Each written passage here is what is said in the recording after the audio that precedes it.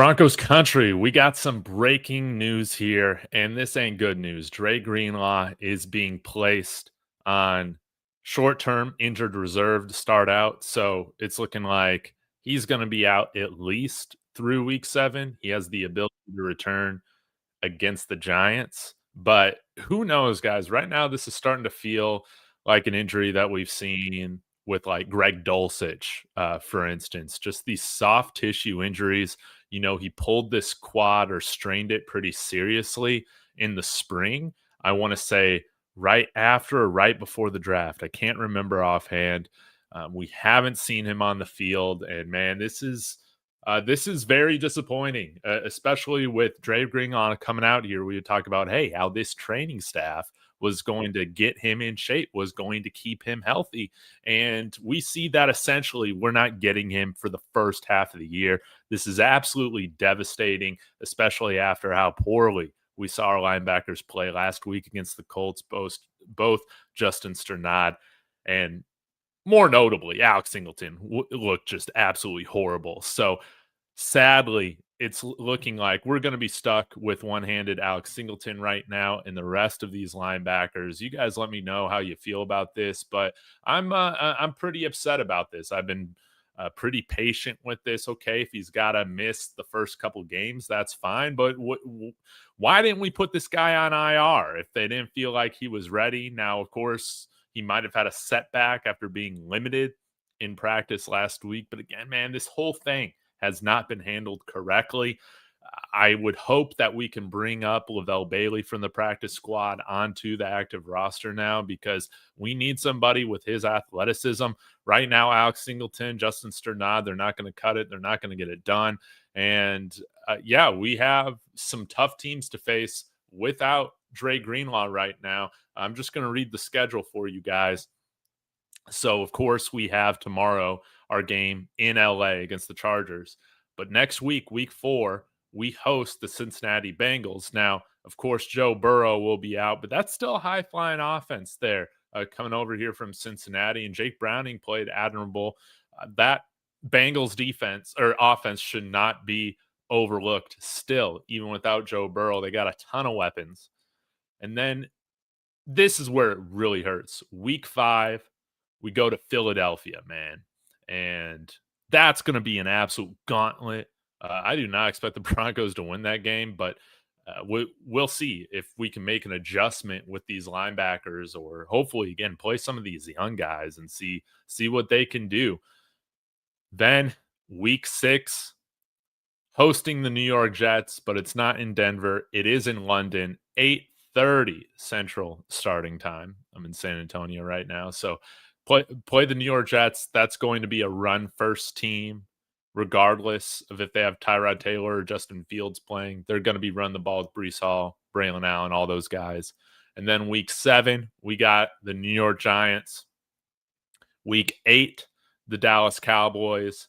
And then probably my guess is where you'll see Dre Greenlaw return. It's probably either week 9 against the Houston Texans or like week 10 against the Las Vegas Raiders, something like that. I think at the very worst, we need to have Dre Greenlaw back by week 11, man.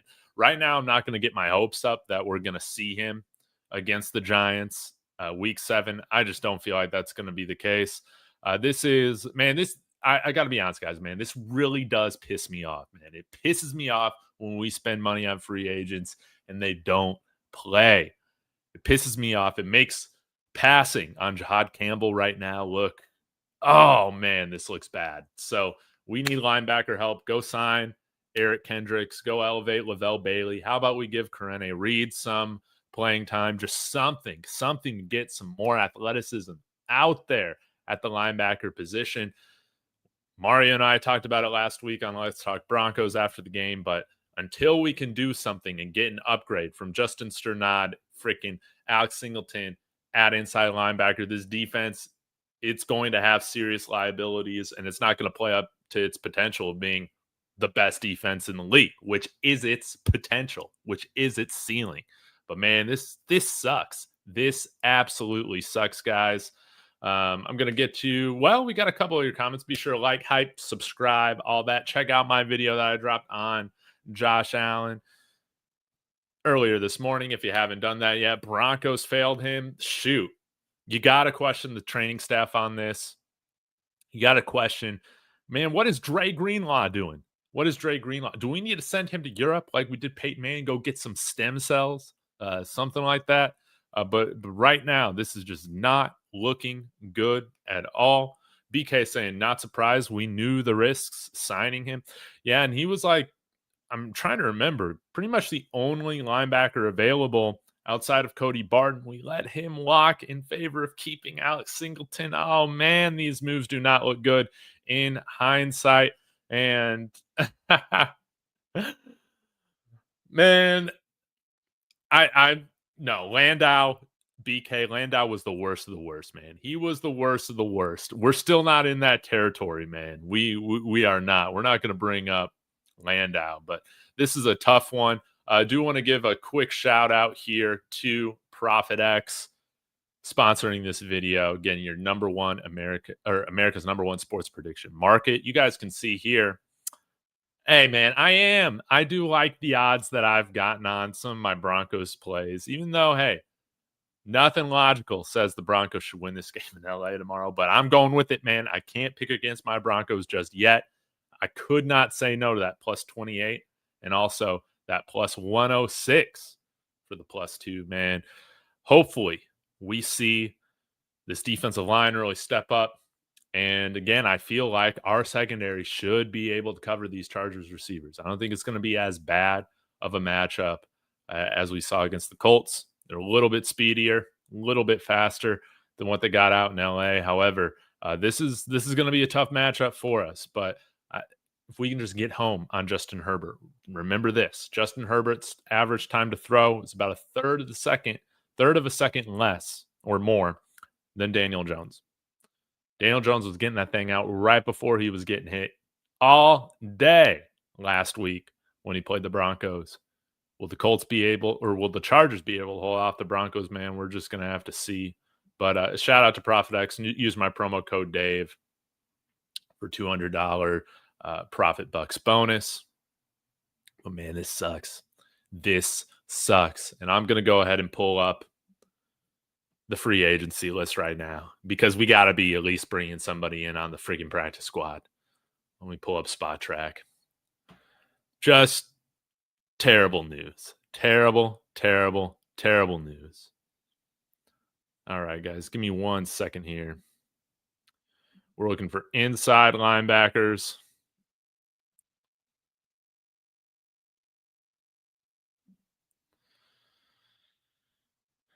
And it ain't looking good. It ain't looking good. Again, right now, pretty much anybody that we're going to sign is going to be like in their 30s. So maybe you could sign somebody like Zadarius Smith. I know nothing about Jawan Bentley. Kaiser White has had some good years in Arizona, did not play very well last year. Devondre Campbell, did he even play last season? I think he was a backup. Really, the guy that I'm most interested in, you guys have talked about him ad nauseum over the last couple of weeks, has been Eric Hendricks, man. This guy had over 120 tackles last year. Why isn't he on a team? Is he dealing with some sort of injury? I'm not totally sure. But the Broncos have like $15 to $16 million in cap space right now. Oh, I wish we could make a move. Maybe we could go and trade. I talked about this on Tuesday for a guy like Demario Davis. I think that having Dre Greenlaw out on IR right now totally should be an encouragement for this front office to right this wrong, to go out and trade for another inside linebacker from one of these rebuilding teams or tanking teams. Again, Demario Davis, he's still great now, getting like 90 plus PFF grades right now for a bad Saints team that's going nowhere. He's at the twilight of his career, still playing great football, wants to play for a winner. Demario Davis, I think he would only cost a little less than $1.5 million in cap space to acquire right now. Guys, I have no issue throwing a potential day 3 pick in a year or two over for Demario Davis. You can get a guy like that for a day 3 pick. Yes, please. I think I like the idea of a trade right now more than signing one of these free agents. But guys know, man, trading for inside linebackers is not an easy thing to do. Let me know if there are any others that come to mind. But Demario Davis, he is, I think, the one trade target that I would really try and see if we can get him out of New Orleans. We already made that trade for where they got Lavelle Bailey, and we got a sixth and a fourth round pick.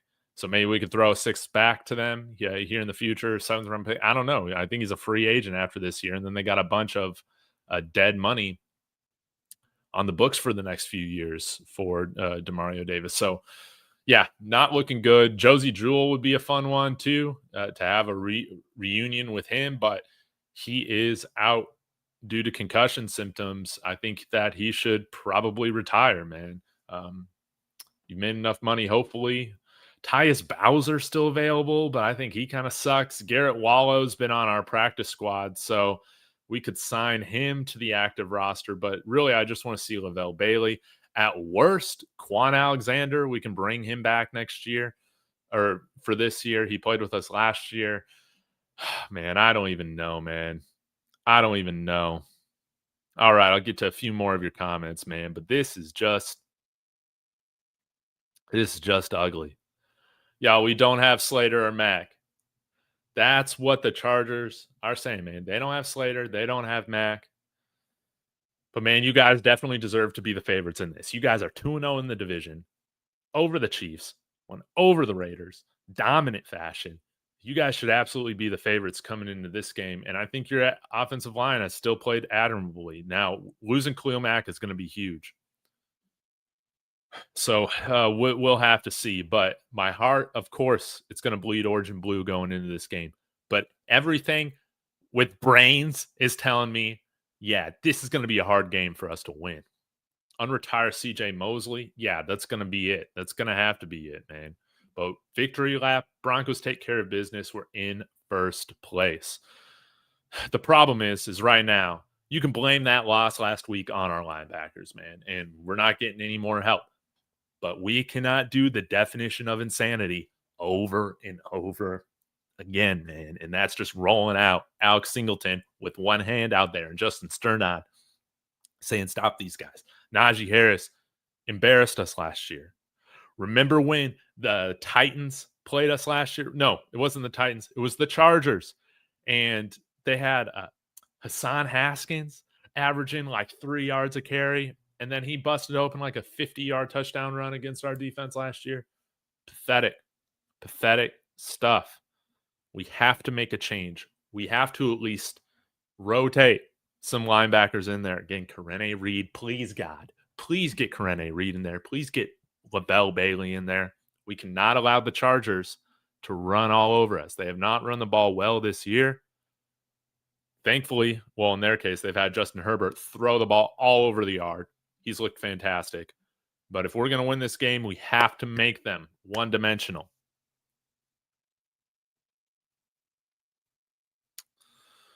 All right. Let's see what else we got. Yeah, BK, we need to draft a linebacker, maybe even two.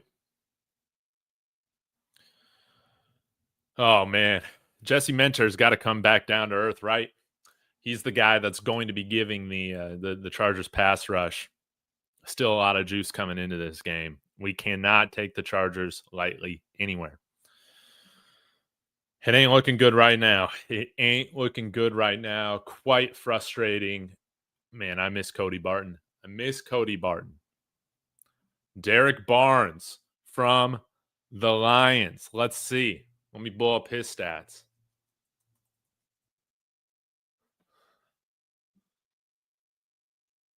Well, is he even starting for them? I mean, it doesn't even matter. Does not even matter for me. Okay, but this year's got 12 tackles. Hey, I'll take that. 26 years old, right in the middle of his prime.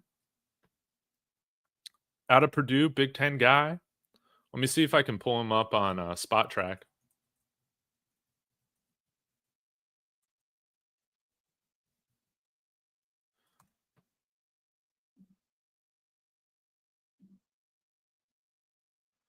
Okay.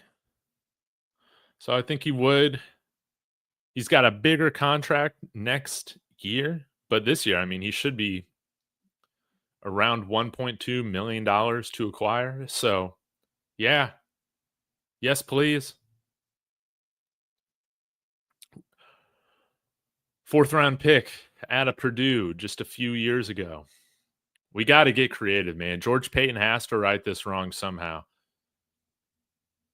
We can't continue to roll out freaking Alex Singleton and Justin Sternad, man. It cannot happen.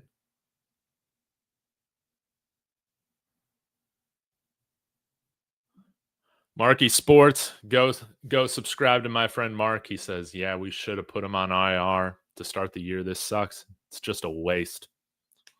Just a waste of a couple weeks, man. This sucks. Did they do this to bring up Lavelle Bailey from the practice squad? Maybe that has something to do with it, but I feel like the majority of this has to do with the fact that Dre Greenlaw just ain't ready to go. But hopefully, silver lining is that we bring up Lavelle Bailey, who I think should have been on the active roster to start the year, and he balls out and looks like a starting linebacker for this team. David saying this isn't a big blow because he's been MIA since starting with us. I'll say it's a big blow because we did not make any other substantial moves at this position because we brought him in, man. And again, we thought maybe we might not see him for a week or two, right? But now we're not going to get him for half the season, man. This sucks.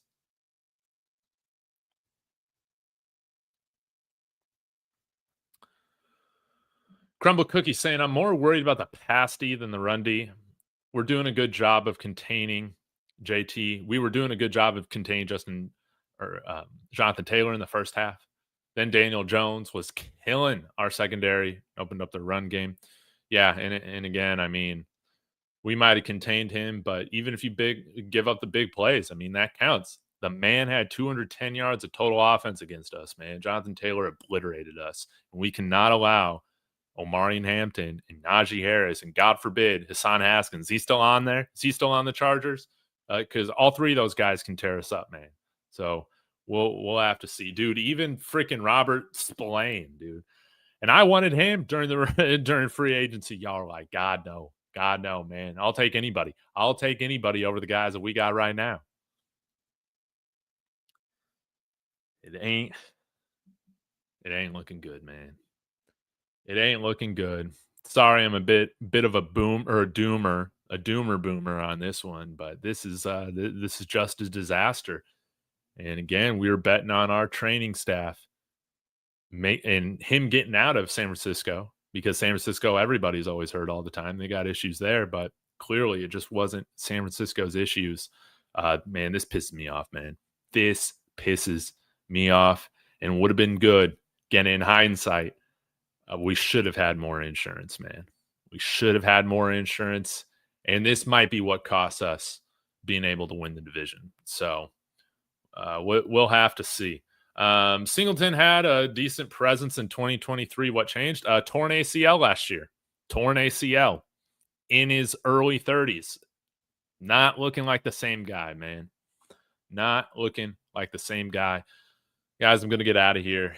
But before I do, join me in prayer for the football gods to bless our Denver Broncos young linebackers, Lavelle Bailey, Garrett Wallow. I'll even include him. Karene Reid. Somebody needs to step up. Even that Turner kid that we got from Michigan State, Jordan Turner, somebody needs to step up and make some plays and take hold of what is a wide open competition right now to start at inside linebacker, man. Thank you guys so much. Be sure to like, subscribe. Check out my Bradley Chubb video, man. I put like 6-7 hours into that thing. So y'all have a wonderful day. Hopefully I can be on here tomorrow talking about the Broncos getting a surprise victory. Till then, guys, go Broncos.